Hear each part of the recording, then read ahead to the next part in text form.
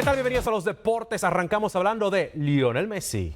El astro argentino ya se encuentra en París. En la capital francesa fue recibido por cientos de aficionados en el aeropuerto. El acuerdo de Messi es por 2 temporadas con opción de jugador por una tercera. Él se une en el PSG a figuras como su ex compañero en el Barcelona Neymar y a Kylian Mbappé. Este miércoles habrá una rueda de prensa para lo que será la presentación de Lionel Messi por todo lo alto. En el béisbol, el jonronero de los New York Yankees, Giancarlo Stanton, conectó un fuerte rodado por segundo en el partido ante los Royals en Kansas City. Lo inusual de este batazo es que la pelota viajó a 122 millas por hora.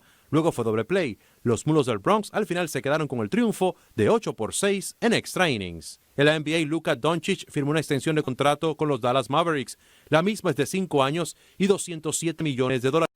Acordó por el máximo de novato. El esloveno señaló que nunca tuvo dudas de que firmaría una extensión con el conjunto de Dallas. Hasta aquí los deportes. Seguimos.